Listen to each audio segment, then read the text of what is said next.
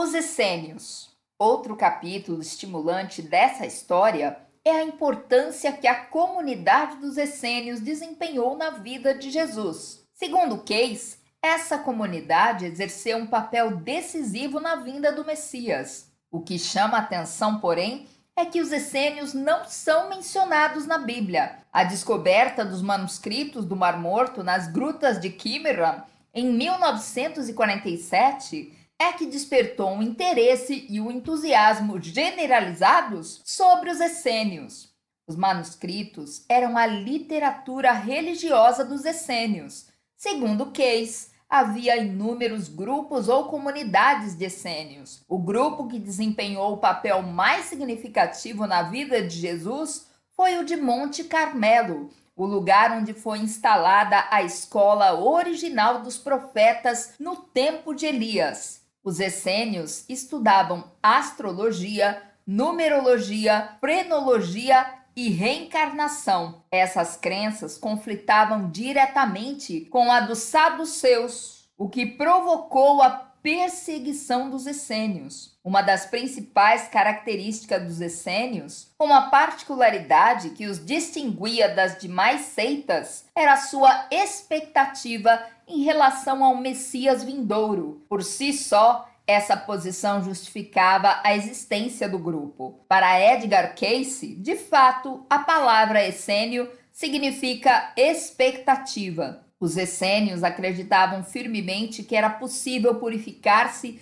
por meio de uma observância rígida da lei espiritual, de modo que o Messias poderia entrar no plano da terra e assumir um corpo físico. Jesus Cristo era o Messias por quem eles buscavam, naturalmente, mas o povo judeu tradicional não compreendeu isso. Jesus trouxe a nova dispensação do Espírito para a era de peixes. A grande maioria do povo judeu mantinha-se fiel à dispensação trazida por Moisés, voltada para a lei. Jesus veio trazer a mensagem de que o amor é maior ainda que a lei. A preparação dos essênios entrou numa nova fase quando eles escolheram 12 meninas que passariam a frequentar o templo do Monte Carmelo com o objetivo de se prepararem para ser a mãe do Messias. Maria era uma dessas crianças. Elas foram treinadas em exercícios físicos e mentais referentes à castidade, à pureza, ao amor, à paciência e à capacidade de suportar. O treinamento na vida espiritual era acompanhado por uma alimentação especial. Segundo Case,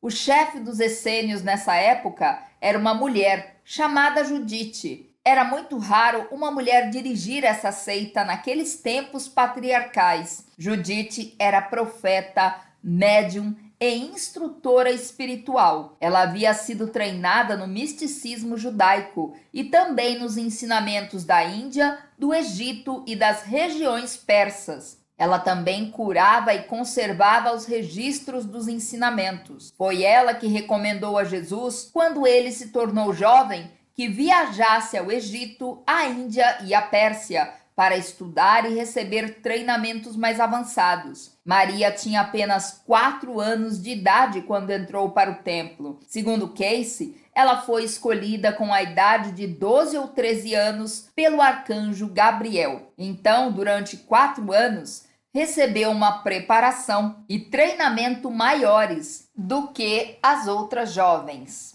De acordo com Case, antes mesmo que Maria recebesse o anúncio do anjo de que ela seria a mãe do Messias, um marido já havia sido escolhido para ela. Case disse que o casamento só se realizou algum tempo depois que Maria concebeu a criança sagrada. José, seu marido, Saint-Germain, ficou muito perturbado ao encontrar Maria já esperando um filho na época do casamento. Não fora ele que escolhera Maria como sua noiva. Naquele tempo, os casamentos eram arranjados pelas famílias. Nesse caso específico, a escolha foi feita pelos sacerdotes. Embora José talvez tivesse preferido outra esposa, ele tinha 36 anos e Maria apenas 16, mudou de ideia quando foi informado em sonhos e depois, por canalização direta, de que essa escolha era vontade divina. Foi o arcanjo Gabriel que entrou em contato com ele e o convenceu. O nascimento de Jesus e o seu treinamento inicial estão bem documentados na Bíblia, de modo que não preciso ater-me a eles. Entretanto, eu gostaria de voltar minha atenção para o período da vida de Jesus, que vai dos 12 aos 30 anos, um período do qual a Bíblia mantém silêncio.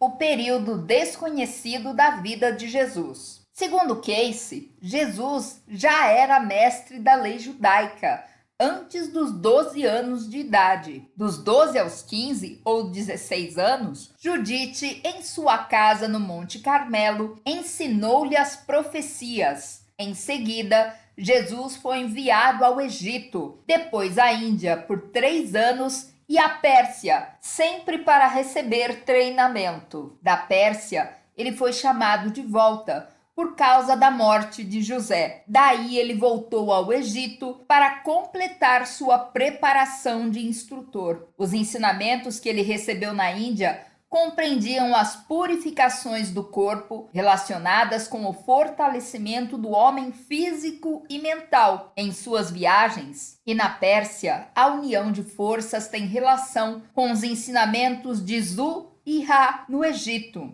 Segundo Case, Jesus foi registrado com o nome Yeshua, sendo Jesus a forma grega desse nome. Os dois nomes são contrações de Yeshua, que significa auxílio de Deus ou Salvador. Aparentemente, João Batista esteve com Jesus durante parte do período passado no Egito. Eles estiveram em Heliópolis, no Egito, para receber o sacerdócio, prestar exames e submeter-se a alguns testes. O Evangelho Aquariano de Jesus, o Cristo de Levi, relata os 7 níveis de iniciação pelos quais Jesus passou. A Grande Pirâmide foi construída como um templo de iniciação para a Grande Fraternidade Branca. Foi nela que Jesus recebeu as iniciações finais. A Bíblia registrou esse fato como os 3 dias e as 3 noites na sepultura. De acordo com o Evangelho Aquariano de Jesus, o Cristo, Jesus estudou a religião Brahmani e os Vedas na Índia. Passou também algum tempo no Nepal, no Tibete, na Síria e na Grécia. Diz Casey que na Índia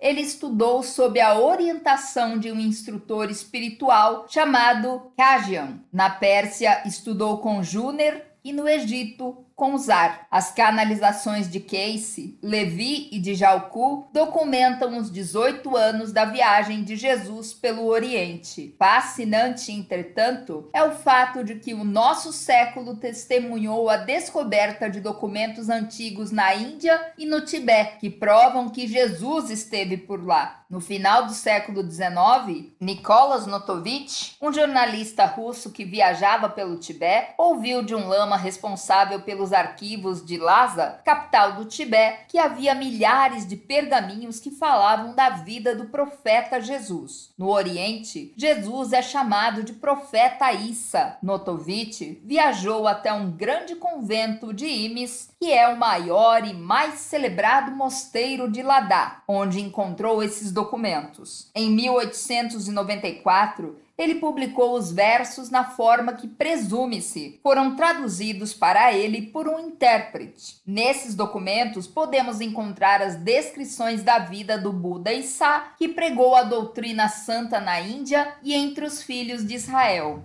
Essas transcrições falam de como Jesus se tornou discípulo de Brahmanes, morou durante 3 anos com monges budistas e estudou as escrituras budistas. Elas narram como ele percorreu o Nepal e os Himalaias e depois dirigiu-se à Pérsia, onde estudou as doutrinas de Zaratustra ou Zoroastro.